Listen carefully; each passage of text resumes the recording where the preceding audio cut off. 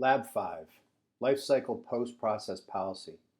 This lab, we're going to create a blueprint and apply a life cycle post-process policy to that. First, what we're going to do is navigate over to our marketplace, and we're going to order the policy blueprint. Place that in our policy validation project, and then we're going to take a look at the actual project itself. We are going to approve the test policy blueprint. And then we're going to navigate over to our designer.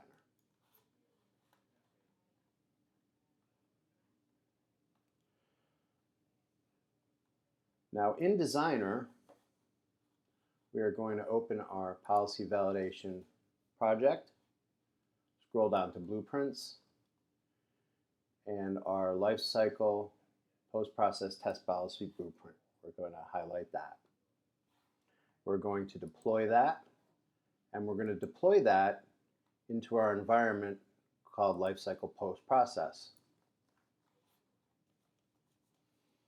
Now as that's saving, I want to go into our life cycle post-process, and we see now that there is a topology that's been created and also a template that is going to run in Amazon.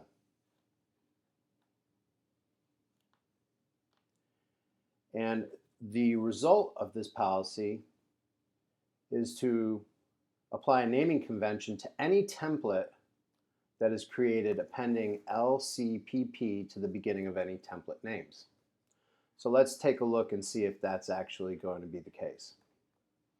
So we're going to go into under our policy validation project, we're going to go into our life post process, and we're going to look at from the policy perspective.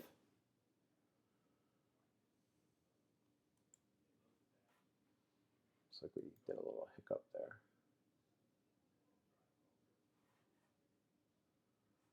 Okay. From the policy perspective,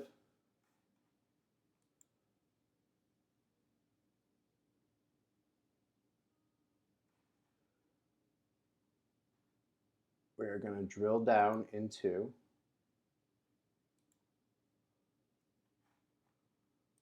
our company, Katera Systems, into our project policy validation, and then we're going to look at our life cycle post-process available policies. We're going to search for LCPP naming policy, and we're going to click OK. That has applied that in there. Now we're going to go back into our blueprint design, and we are going to now look at that specific blueprint, and we are going to deploy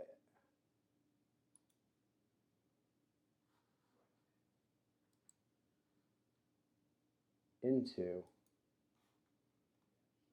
the life cycle post-process.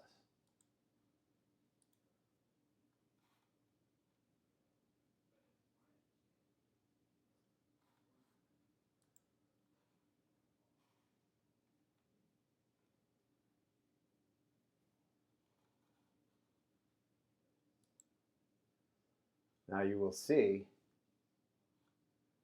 the naming convention has been added to the test policy blueprint.